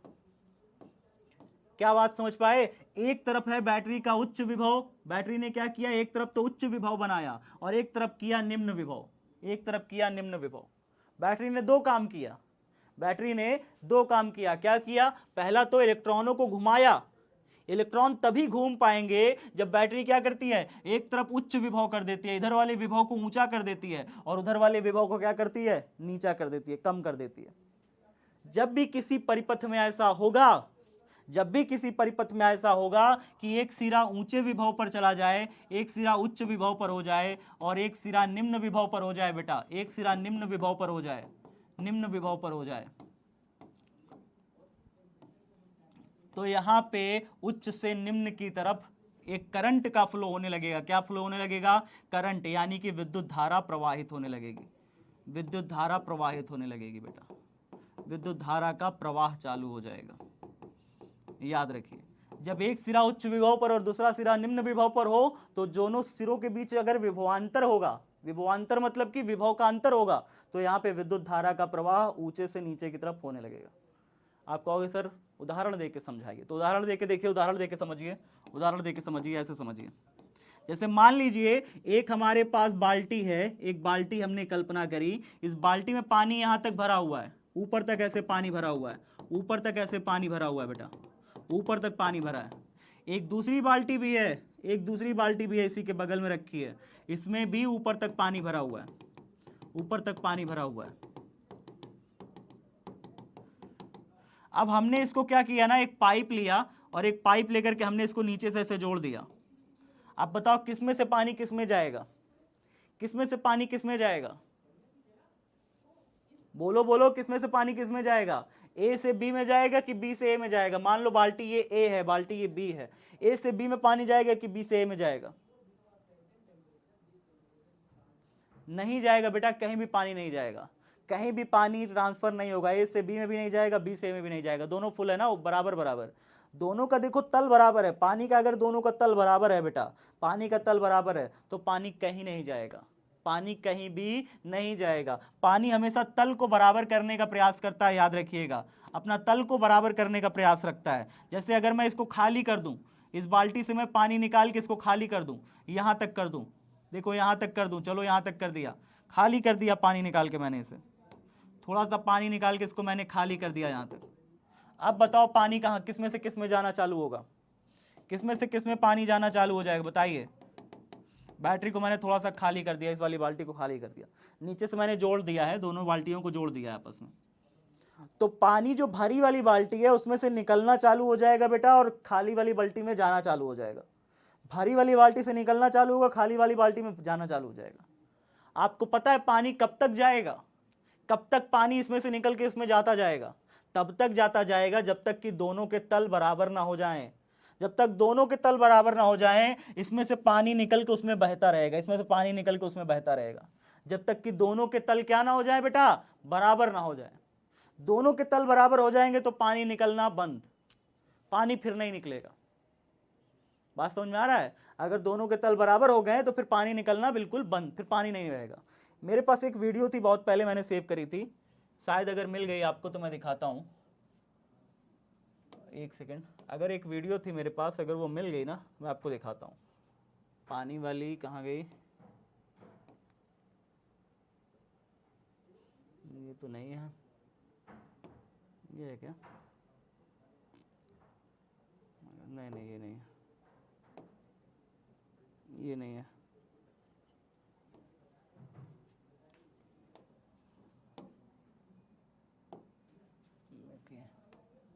एक वीडियो बढ़िया सी थी मेरे पास पानी वाली, कि पानी को आपको दिखाता उसमें। ये है क्या? शायद ये ही है, चल जाए तो मैं दिखाता हूँ। तो गोल्ड फॉइल एक्सपेरिमेंट है, ये भी नहीं है। खो गई क्या यार? कोई चीज़ टाइम पे मिलता क्यों नहीं है? अभी तो नहीं मिल रही, चलो बाद में देखा जाएगा, कल मैं लाऊंगा पक्का। फिलहाल अभी इसको बस इतना समझिए कि अगर हम यहाँ पे कोई भी पानी लेते हैं, कोई भी पानी लेते हैं, मान लो ये पूरा तल भरा हुआ है, मान लो इसमें कितना हो गया बेटा, मान लो इसमें पूरा भरा हुआ है 5 मीटर तक ऊपर मान लो पानी भरा हुआ है। इसमें भरा हुआ है कितना? इसमें भरा हुआ है अभी तक, इसमें कितना भरा हुआ है? इसमें अभी मान लो कि 3 मीटर तक भरा हुआ है, 3 मीटर तक भरा हुआ है। इसमें 5 मीटर ऊंचाई तक भरा है, इसमें 3 मीटर तक भरा है। तो इस वाली बाल्टी से पानी निकल के इसमें तब तक जाएगा जब तक कि इसमें 4 ना हो जाए। इसमें 4 हो जाएगा कम होकर के, 5 से कम होकर कितना हो जाएगा बेटा? 4 मीटर हो जाएगा। और इसका 3 से बढ़ जाएगा, इसका 3 से बढ़ के कितना हो जाए? इसका 3 से बढ़ के इसका भी 4 हो जाए। जब दोनों का 4-4 हो जाएगा ना, तो पानी फिर क्या हो जाएगा बेटा? पानी क्या हो जाएगा? एक से बहना दूसरे में बंद हो जाता है, फिर पानी नहीं जाएगा इसमें से, फिर पानी रुक जाएगा, फिर पानी इसमें से निकल के उसमें जाना बंद हो जाएगा। जब इसमें भी 4 मीटर, इसमें भी 4 मीटर, दोनों की हाइट 4-4 मीटर हो जाएगी, पानी का तल बराबर हो जाएगा, तो पानी रुकना, पानी यहां से वहां जाना बंद हो जाएगा, पानी फिर नहीं बहेगा। याद रखिएगा, पानी का बहाव तब तक होता है एक बॉडी से दूसरे बॉडी तक, एक निकाय से दूसरे निकाय तक, जब तक कि दोनों के तल बराबर नहीं होते। जब तल बराबर हो जाते हैं बेटा दोनों के, तो फिर पानी एक बॉडी से दूसरे बॉडी में आना जाना बंद कर देगा। उसी प्रकार से हमारा चालक भी होता है। क्या होता है? उसी प्रकार से हमारा चालक भी होता है। चालक में भी एक सिरा उच्च विभव पर होता है, एक सिरा निम्न विभव पर होता है, और ये उच्च विभव और निम्न विभव करने का काम कौन कर रहा है? बैटरी कर रही है बेटा, बैटरी या सेल जो भी कह लो, ये करता है। एक सिरा को उच्च बना देता है, दूसरे को निम्न कर देता है। एक सिरा को उच्च कर देगा, दूसरे को निम्न कर देगा, तो क्या बहने लगेगा बताओ? इसमें क्या बहने लगता है बताओ? इसमें पानी बहने लगता है, पानी बहने लगता है। एक सिरा उच्च हो गया, दूसरा सिरा निम्न होगा, तो यहां से नीचे पानी बहने लगेगा, और पानी तब तक बहेगा जब तक कि दोनों बराबर ना हो जाए। बिल्कुल सेम, इसमें भी वही होता है। अगर एक सिरा उच्च विभव पर है, दूसरा सिरा निम्न विभव पर है, तो ऊंचे से नीचे की तरफ तब तक विद्युत धारा बहती है, तब तक विद्युत धारा बहती है बेटा, जब तक कि इनके विभव बराबर ना हो जाए। क्या ना हो जाए? विभव बराबर ना हो जाए। जब विभव बराबर हो जाएगा तो विभव बराबर हो जाएगा तो धारा बहना बंद हो जाएगी, विद्युत धारा का प्रवाह बंद हो जाएगा। एक बार विभव बराबर हो गया तो धारा का प्रवाह नहीं होगा, धारा बंद हो जाएगी, नहीं बहेगी। जैसे कि इसमें देखो, एक बार अगर दोनों का तल बराबर हो गया तो धारा नहीं बहेगी। इसी प्रकार से कोई चिड़िया, एक बच्चे ने मुझसे उदाहरण पूछा था कि तार पे अगर कोई चिड़िया बैठी होती है, मान लो यहाँ पे एक चिड़िया बैठी है। अब चिड़िया, मुझे डायग्राम बनाना नहीं आता, तो मान लो एक चिड़िया बैठी है तार पे ऐसे, एक चिड़िया है। इस चिड़िया का नाम रख दें क्या? कुछ इस चिड़िया का नाम नेहा रख दें क्या? तो चलो इस चिड़िया का नाम नेहा रख दिया मैंने, इसका नाम नेहा है, इस चिड़िया का नाम। ठीक है, ठीक है। बहुत हंस रही है ना नेहा, नेहा बहुत हंस रही है ग्रुप में, मैं देख रहा हूँ, बहुत हंसे जा रही है, पता नहीं क्या है। अब नेहा चिड़िया का नाम रख दिया। लो अब देखो, फिर ये चिड़िया जो है अगर तार पे बैठी रहती है, तो कभी आपने सोचा है कि चिड़िया को करंट क्यों नहीं मारता? चिड़िया को करंट क्यों नहीं मारता बताओ? चिड़िया को करंट इसलिए नहीं मारता क्योंकि उसका जो दोनों पैर होता है वो एक साथ तार पे बैठा होता है। अगर दोनों पैर एक साथ तार पे रखा हुआ होता है बेटा, तो दोनों पैर का जो विभव है ना, विभव, दोनों पैर का विभव समान होता है, समान होता है। मतलब इस पैर का भी उतना ही विभव है, इस पैर का भी उतना ही विभव है। जब दोनों पैर का विभव समान होगा तो जरा बताओ, क्या धारा बहेगी? क्या धारा बहेगी? आप जवाब दो। धारा बहेगी? नहीं बहेगी। धारा के बहने के लिए क्या जरूरी होना चाहिए? धारा के बहने के लिए जरूरी होना चाहिए कि विभव में अंतर हो, इसके दोनों पैरों के बीच का जो विभव है उसमें अंतर होना चाहिए। अगर इसके दोनों पैर के बीच के विभव में अंतर नहीं होगा तो फिर धारा नहीं बहेगी इसकी बॉडी से होकर, इसकी बॉडी से होकर के कोई भी करंट नहीं बहेगी। अच्छा, अगर यही चिड़िया पता है क्या कर ले, यही चिड़िया पता है क्या कर ले, इसको करंट कब मार देगा? अब देखो इसको करंट कब मारेगा। अगर यही चिड़िया बगल में, मान लो एक तार गई है, एक तार बगल में गई है, चिड़िया ने एक पैर इस तार पे रखा और दूसरा पैर इस तार पे रख लिया। अगर चिड़िया ऐसा कर दे, एक पैर इस तार पे और एक पैर इस तार पे, तब उसके दोनों पैर के बीच में विभवांतर आ जाएगा, और विभवांतर आते ही उसके शरीर के अंदर से होकर के धारा बह जाएगी। और जैसे ही उसके शरीर के अंदर से धारा बहेगी चिड़िया हंसना भूल जाएगी चिड़िया फिर नहीं हंसेगी समझ गए? नेहा बिटिया को हम माफी चाहते हैं। नेहा बिल्कुल हमको क्षमा कर दीजिए मजाक था, ठीक है। तो समझ में आया कब जो है धारा बहेगी, कब नहीं बहेगी? धारा तभी बहती है जब विभवांतर होता है, विभव में अंतर होता है। अगर विभवांतर नहीं होगा दो बिंदुओं के बीच में, दो बिंदु मान लो ए और बी, इसके अगर एक सिरा उच्च विभव पर और एक सिरा निम्न विभव पे नहीं है, इसका विभव ज्यादा और इसका विभव कम अगर नहीं है, तो फिर इनके बीच में धारा नहीं बहेगी। अगर दोनों बराबर विभव पर हो, मान लो इसका भी विभव 2 वोल्ट है, इसका भी विभव 2 वोल्ट है, तो इसके बीच में, इन दोनों के बीच में कोई भी तार जोड़ दो, कितनी भी ज्यादा बैटरी लगा दो, कितनी भी पावरफुल बैटरी लगा दो, इसमें करंट नहीं बहेगा इन दोनों के बीच में। अगर ये भी 2 वोल्ट का है, ये भी 2 वोल्ट का है, तो इसके बीच में चाहे जितना पावरफुल बैटरी लगा दो, इसमें करंट नहीं बह सकता। दोनों का विभव अगर सेम है तो धारा नहीं बहती। और अगर ये उच्च विभव पर है, यानी मान लो ये 10 वोल्ट पर है और ये जो है 2 वोल्ट पर है, तो इसके बीच एक विभवांतर होगा। विभवांतर कितने वोल्ट का होगा बताओ? 8 वोल्ट का। ये 10 वोल्ट पर एक सिरा है और एक सिरा कितने वोल्ट पर है? 2 वोल्ट पर है। कितने वोल्ट का विभवांतर पाया गया इसके सिरों के बीच में? 8 वोल्ट का विभवांतर है। और जब विभवांतर होगा तो क्या होगा बेटा? धारा बहेगी। क्या बहेगी? धारा बहेगी, धारा बहेगी। ये विभवांतर पैदा करने का काम कौन करता है? दो सिरों के बीच विभवांतर पैदा करने का काम कौन करता है? बैटरी करती है बेटा, सेल करता है आपका। ये सेल क्या करता है? ये सेल वास्तव में विभवांतर पैदा कर देता है। कोई भी हमारे पास बल्ब होगा तो बल्ब का जिधर तरफ पॉजिटिव वाला सिरा जोड़ेंगे ना, पॉजिटिव वाला एनोड वाला सिरा जिधर जोड़ देंगे वो उच्च विभव पर हो जाएगा, और कैथोड वाला, जो बैटरी का कैथोड वाला सिरा है, उसको जिधर जोड़ देंगे वो निम्न विभव पर हो जाएगा। तो एक उच्च विभव और एक निम्न विभव होता है, इसीलिए एक को प्लस और एक को माइनस दिखाते हैं। प्लस माने उच्च विभव, माइनस माने निम्न विभव। तो प्लस से माइनस की तरफ क्या बहने लगती है? एक प्रकार की धारा। प्लस से माइनस की तरफ एक प्रकार की क्या बहने लगती है बेटा, विद्युत धारा का प्रवाह होने लगता है। किधर से किधर, प्लस से माइनस। हमेशा याद रखिए उच्च विभव से हमेशा धारा कहां बहेगी, निम्न विभव की तरफ बहेगी। भरे वाले डिब्बा से हमेशा कहां बहेगी पानी, भरे वाला डिब्बा से पानी कहां बहेगा, हमेशा खाली वाले डिब्बा में बहेगा। तो उच्च विभव से हमेशा धारा निम्न विभव में बहती है। सब बच्चों को समझ में आ गया? यहां तक सबको समझ में आ गया? बैटरी का काम क्या है? बैटरी का काम है विभवांतर पैदा करना। विभवांतर पैदा हो गया तो धारा अपने आप बह जाएगी। ठीक है, चलो अब आगे देखते हैं। इसको थोड़ा सा डिफिनेशन देखो बेटा, इस डिफिनेशन को देखो, क्या डिफिनेशन कह रही है। विद्युत सेल एक ऐसी युक्ति है जो रासायनिक ऊर्जा यानी कि केमिकल को घोर करके, रासायनिक ऊर्जा माने क्या, केमिकल को घोर करके जो ऊर्जा बनती है उस ऊर्जा को किसमें कन्वर्ट करता है, विद्युत ऊर्जा में परिवर्तित करता है। केमिकल को घोला और करंट बना दिया, धारा बना दिया, धारा पैदा कर दिया। केमिकल घोला और धारा पैदा कर दिया, धारा बहा दिया। ठीक है, किसी विद्युत परिपथ के सिरों पर क्या कर रहा है, किसी विद्युत परिपथ के सिरों पर विभवांतर को स्थिर बनाए रख करके क्या करता है, उसमें विद्युत धारा के प्रवाह को निरंतर बनाए रखता है। विद्युत धारा के प्रवाह को निरंतर बनाए रखता है। विभवांतर बना रहेगा, विभवांतर को बनाए रखेगी। कौन बनाएगा विभवांतर को, बैटरी बनाएगी, सेल बनाएगा। सेल हमेशा परिपथ के दो बिंदुओं के बीच में, सेल हमेशा क्या काम करता है, परिपथ के दो बिंदुओं के बीच में हमेशा विभवांतर को पैदा कर देता है। यानी एक सिरा को उच्च विभव, दूसरे सिरा को निम्न विभव, और यह विभवांतर जब तक रहेगा तब तक इसमें धारा बहती रहेगी।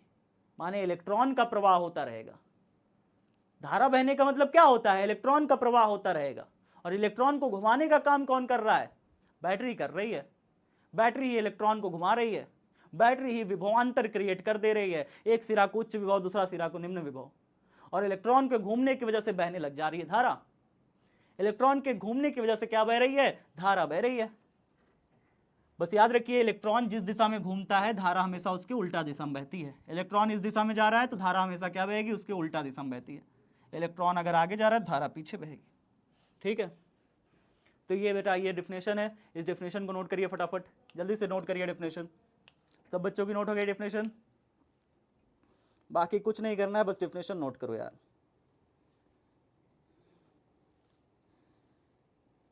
हो गई नोट डिफिनेशन, हो गया। चलिए आगे देखते हैं थोड़ा सा। अगली हेडिंग डालो, सेल का विद्युत वाहक बल। हेडिंग डालो, सेल का विद्युत वाहक बल। जल्दी डालो, सेल का विद्युत वाहक बल। 2-3 टॉपिक है बेटा, आप खत्म करेंगे जल्दी, फिर उसके बाद जो छुट्टी करेंगे। 9:10 पे छुट्टी हो जाएगी, 9:10 पे छुट्टी हो जाएगी पक्का। चलो जल्दी खत्म करो। सेल का विद्युत वाहक बल बेटा क्या होता है, इसके बारे में बात करते हैं। ठीक है, विद्युत वाहक बल क्या होता है इसको समझो, थोड़ा सा समझ लो, फिर इसके बाद लिखेंगे। समझ लो फिर लिखेंगे, समझते हैं। ठीक है, सेल के विद्युत वाहक बल को समझते हैं।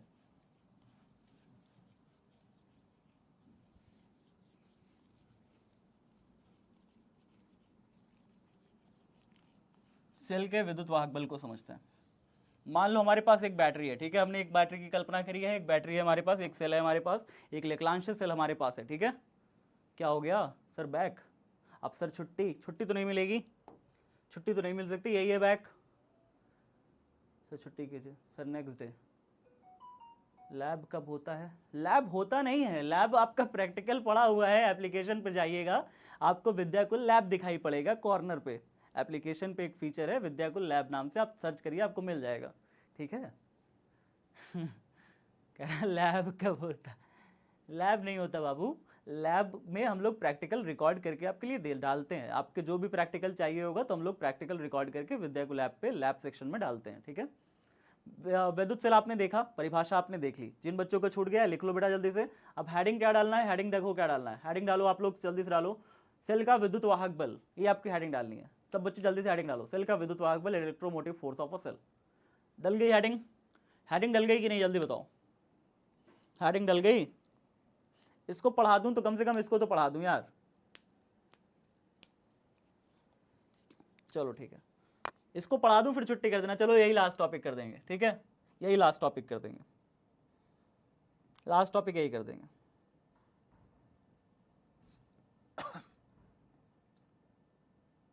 तो सेल का विद्युत वाहक बल क्या होता है समझो, पहले ध्यान से समझना। कोई भी एकांक आवेश को, इसका जो एग्जाम्पल होता है, मतलब इसकी परिभाषा जो बनती है वो एकांक आवेश से बनती है। एकांक आवेश मतलब समझ लीजिए कि कोई भी एक क्यू आवेश है, कोई भी क्यू आवेश है और उस क्यू आवेश की वैल्यू हमने 1 कूलम रख ली। मतलब 1 कूलम का एक छोटा सा आवेश है, उसको हम एकांक आवेश बोल देते हैं। 1 कूलम के आवेश को हम एकांक आवेश अक्सर बोल देते हैं।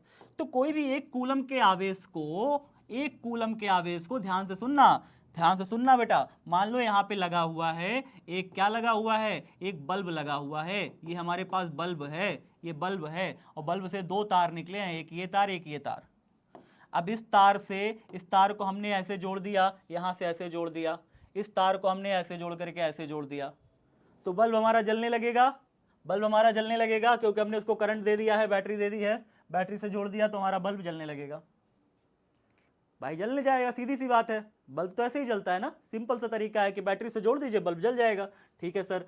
अच्छा, बल्ब जल गया, लेकिन आपको पता है बल्ब जब जला तो ये सीधा पॉजिटिव हमने मान लिया, ये नेगेटिव मान लिया। यहाँ से इलेक्ट्रॉन्स ट्रांसफर होने लग गए, इलेक्ट्रॉन ट्रांसफर होने लग गए, यहाँ से इलेक्ट्रॉन खींच के जाते हैं, यहाँ पे इलेक्ट्रॉन जाते हैं, फिर इस तरीके से इलेक्ट्रॉन घूमते हैं। इलेक्ट्रॉन कैसे घूमता है आपको पता है ना। इलेक्ट्रॉन मैंने अभी आपको बताया कैसे घूमता है, मैंने अभी आपको बताया था। इलेक्ट्रॉन यहाँ से चलता है चलता है चलता है चलता है चलता है चलता है, पहले यहाँ जाता है, यहाँ से इस टर्मिनल, इस इलेक्ट्रोड में जाता है, नीचे जाता है, फिर पनिया में तैरता हुआ दूसरे पास पहुँचता है, फिर उसके बाद इस इलेक्ट्रोड पे पहुँचता है और फिर उसके बाद यहाँ से पहुँच के पूरा एक सर्किट पूरा कंप्लीट करके फिर यहाँ पे पहुँचता है। जब यहाँ पहुँचता है तो बल्ब जलने लगता है, बल्ब जलता है और जलने के बाद फिर ये लगातार घूमता रहता है, सर्किट में लगातार घूमता रहता है।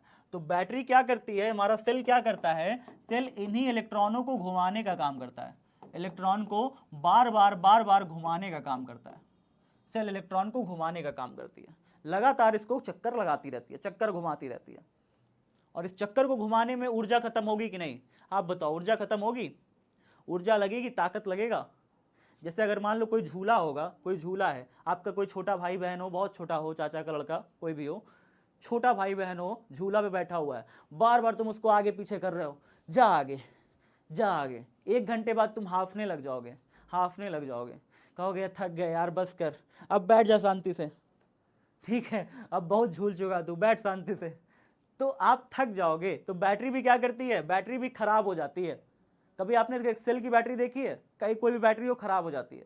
खराब क्यों हो जाती है, क्योंकि वो भैया उसकी एक सीमा है ना, वो कब तक घुमाएगी इलेक्ट्रॉनों को, कब तक घुमाएगी इलेक्ट्रॉनों को, एक समय आएगा वो थक जाएगी, धीरे धीरे धीरे धीरे थक के खत्म हो जाएगी, फिर कहेगी इलेक्ट्रॉन अब नहीं घुमा पाएंगे।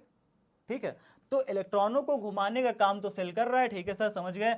अब इलेक्ट्रॉनों को सेल सहित संपूर्ण परिपथ में, एक शब्द आता है, एक शब्द आता है सेल सहित संपूर्ण परिपथ में, सेल सहित संपूर्ण परिपथ, ये शब्द है, सेल सहित संपूर्ण परिपथ में, ये शब्द है। इसका क्या मतलब हुआ, सेल सहित संपूर्ण परिपथ? इसका मतलब हुआ प्यारे बच्चों कि इस इलेक्ट्रॉन को जो ये घुमा रही है, देखो सेल सहित घुमा रही है, मतलब सेल के अंदर भी घुमा रहा है, सेल के अंदर भी घुमा रही है, ऐसे घुमाते हुए यहां ला रही है, संपूर्ण परिपथ में घुमा रहा है, संपूर्ण परिपथ में। तो कोई भी एक आवेश को, कोई भी एकांक आवेश को सेल सहित संपूर्ण परिपथ में घुमाने में सेल जो ऊर्जा देता है, सेल जो कार्य करता है, उसी कार्य को कहते हैं बेटा सेल का ईएमएफ।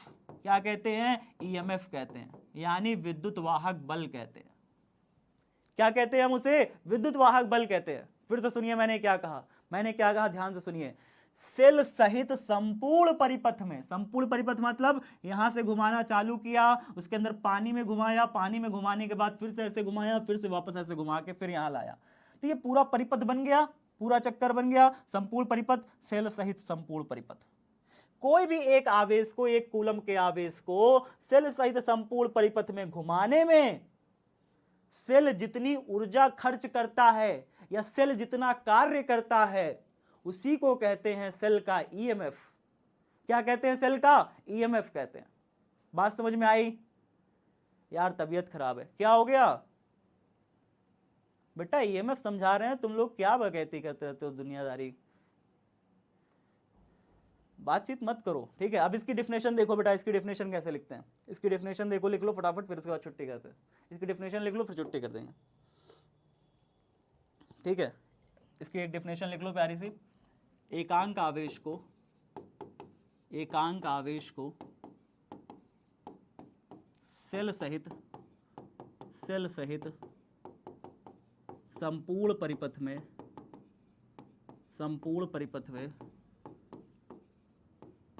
घुमाने में सेल द्वारा व्यय ऊर्जा अथवा सेल द्वारा किया गया कार्य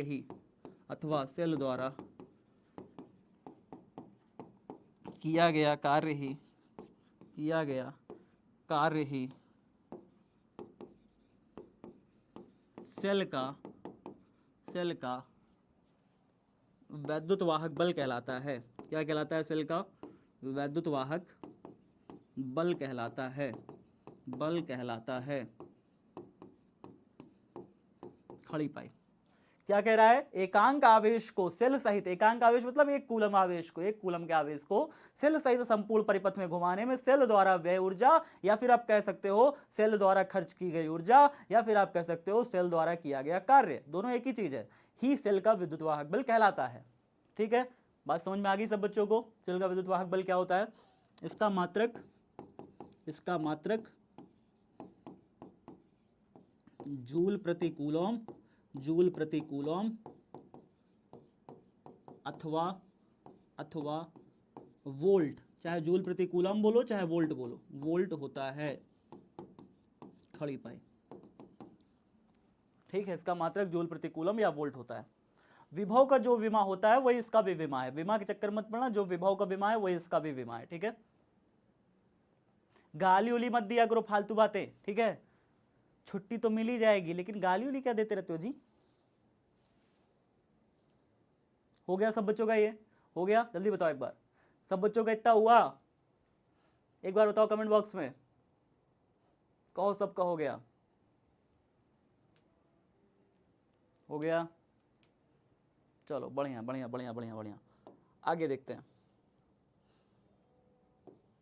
एक चीज और देख लो बेटा, चूंकि लिखा हुआ है, आप दो बैटरी को दो तरीके से जानते हैं, बैटरी को देखो दो तरीके से जानते हैं, एक जानते हैं प्राइमरी सेल, एक होता है सेकेंडरी सेल। बेटा प्राइमरी सेल वो होता है जैसे कि इसको प्राथमिक सेल कहते हैं, हिंदी में क्या कहते हैं? प्राथमिक सेल कहते हैं, प्राथमिक सेल। प्राथमिक सेल वो सेल होते हैं बेटा जिनको हम बार बार चार्ज नहीं कर सकते, एक बार अगर हम मार्केट से लाएं और फिर उसके बाद एक बार इस्तेमाल कर लिया तो फिर फेंक देते हैं। प्राइमरी सेल आप जानते हैं ना, एक बार इस्तेमाल किया और उसके बाद वो फिर किसी काम में नहीं आते, हम उसको चार्ज नहीं कर सकते कि चार्ज करके हम उसको फिर से इस्तेमाल कर लेंगे, ऐसा नहीं कर सकते। तो ऐसे सेल जिनको हम बार बार चार्ज करके इस्तेमाल नहीं कर सकते, एक बार इस्तेमाल करते हैं फिर फेंक देते हैं, ऐसे सेल को नॉट रिचार्जेबल नहीं है ये, इनको हम प्राथमिक सेल कहते हैं। क्या कहते हैं? प्राथमिक सेल कहते हैं। जैसे ये हो गई। और जो हमारा मोबाइल वाली बैटरी होती है इसको क्या करते हैं? मोबाइल में भी तो एक बैटरी लगी रहती है ना, कोई कहता है कि हमारी 300 mAh की 3000 mAh की बैटरी है, कोई 6000 mAh की बैटरी, आपने सुना होगा। टाइपिंग मत करो बेटवा, रुक जाओ बेटा प्लीज प्लीज, ये सब फालतू बातें मत करो। सेकेंडरी सेल यानी इसको कहते हैं द्वितीयक सेल, द्वितीयक सेल कहते हैं बेटा, द्वितीयक सेल कहते हैं, द्वितीयक सेल। और द्वितीयक सेल क्या होता है आपको पता है? द्वितीयक सेल क्या होता है? द्वितीयक सेल वास्तव में ऐसे सेल होते हैं जिन्हें आप बार बार चार्ज कर सकते हो, जिन्हें आप चार्ज करके फिर से इस्तेमाल कर सकते हो। इससे आप चार्ज करोगे, खत्म हो जाएगी, फिर से चार्ज करो, फिर खत्म हो जाएगी, फिर से चार्ज करो, इस्तेमाल करते रह सकते हो। ठीक है, ठीक है। तो जो बार बार इस्तेमाल की जा सके वो द्वितीयक सेल कहलाती है, और प्राथमिक सेल वो ऐसी सेल होती है जिसे हम एक बार में इस्तेमाल करके फेंक देते हैं और फिर नहीं लेनी पड़ती है। जैसे देखो, अगर एग्जाम्पल के रूप में ये आपको लिखना है, ये होमवर्क है बेटा, अब आप छुट्टी मांग रहे हो तो मैं ये लाया हूं तो मैं आप लिखवा ही दूंगा। सेल मुख्यतः दो प्रकार के होते हैं, एक होता है प्राथमिक सेल। प्राथमिक सेल क्या होता है? ऐसे सेलों में रासायनिक ऊर्जा अनुत्क्रमणीय, अनुत्क्रमणीय मतलब बार बार नहीं होती रासायनिक ऊर्जा, ठीक है, बार बार नहीं होती, रासायनिक क्रियाओं द्वारा विद्युत ऊर्जा में परिवर्तन होती है। रासायनिक ऊर्जा रासायनिक क्रिया द्वारा विद्युत ऊर्जा में परिवर्तन तो होती है, लेकिन रासायनिक क्रियाओं के कारण इन सेलों के विद्युत अपघट्य का कार्य क्षमता धीरे धीरे घट जाती है। जो विद्युत अपघट्य है, इसके अंदर जो आपने सॉल्यूशन घोरा है, वो सॉल्यूशन की कार्य क्षमता धीरे धीरे कम होती रहती है और एक स्थिति आती है खत्म हो जाता है, सॉल्यूशन पूरा सूख जाता है, अंदर वाला जो सॉल्यूशन है वो सूख जाता है, अंततः ये सेल क्या हो जाते हैं? समाप्त हो जाती है। इन सेलों को पुनः आवेशित, दोबारा से चार्ज नहीं कर पाते हैं। ऐसे सेलों को दोबारा से चार्ज करना संभव नहीं हो पाता, इसलिए इनको क्या बोलते हैं बेटा? उदाहरण अगर इनका पूछे उदाहरण बताइए, तो उदाहरण बताइएगा आप। वोल्टीय सेल, लेक्लांसे सेल, डेनियल सेल, ये सारे इसके उदाहरण हैं। ये सारे इसके उदाहरण हैं, सारे इसके क्या है, उदाहरण हैं। लेक्लांसे सेल, वोल्टीय सेल और डेनियल सेल इसके उदाहरण कहलाते हैं। इनको दोबारा से पुनः आवेशित नहीं कर सकते, दोबारा से आवेशित नहीं कर सकते। एक बार खत्म हो गया तो फिर खत्म हो गया, ठीक है। ऐसे सेलों को हम दोबारा से आवेशित नहीं कर सकते, दोबारा से चार्ज करके इनको इस्तेमाल नहीं कर सकते। इसका देख लो, आप स्क्रीनशॉट लेना हो ले लो, नहीं तो पीडीएफ मिल जाएगी, क्लास पीडीएफ मिल जाएगी, ठीक है।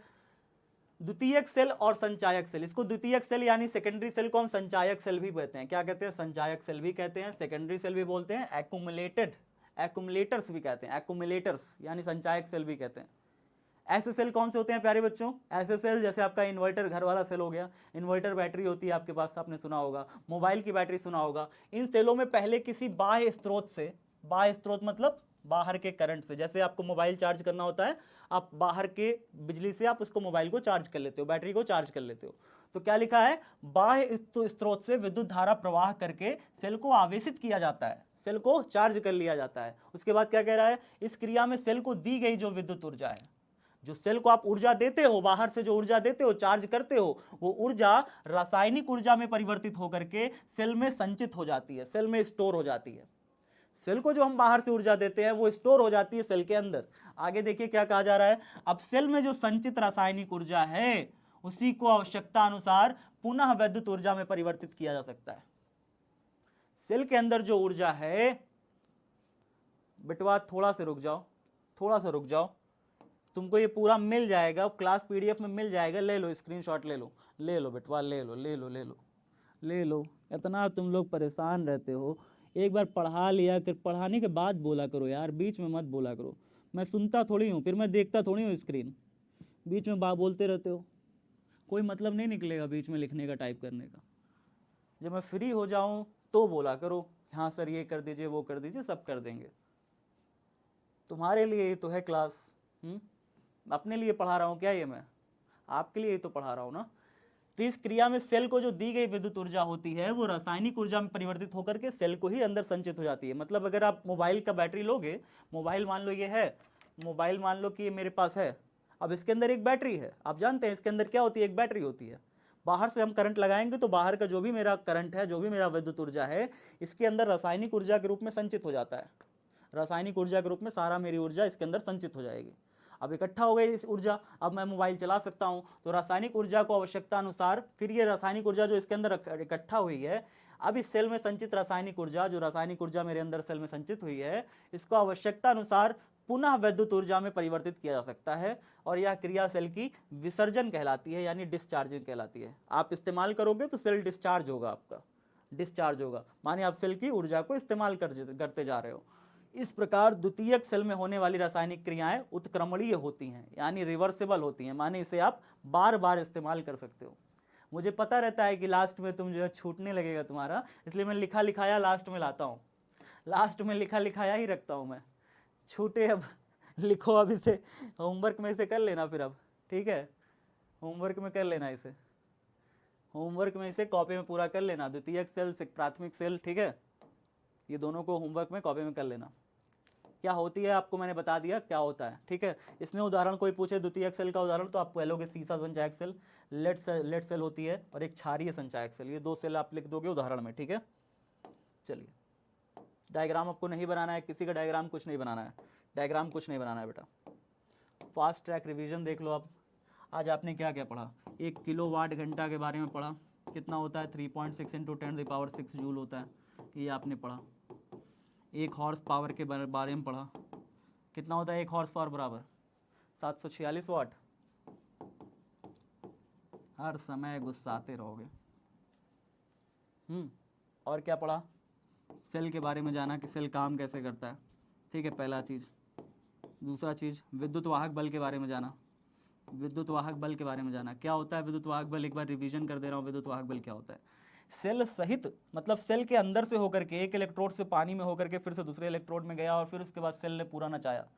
सेल सहित संपूर्ण परिपथ में किसी भी आवेश को घुमाने में जो सेल ऊर्जा व्यय करता है, जो सेल कार्य करता है कि सारे इलेक्ट्रॉन को घुमाएगा, जो कार्य करेगा, ये कार्य क्या कहलाता है सेल का, सेल का कार्य ही यही कार्य कहलाता है विद्युत वाहक बल, ठीक है। क्या कहलाता है, विद्युत वाहक बल कहलाता है।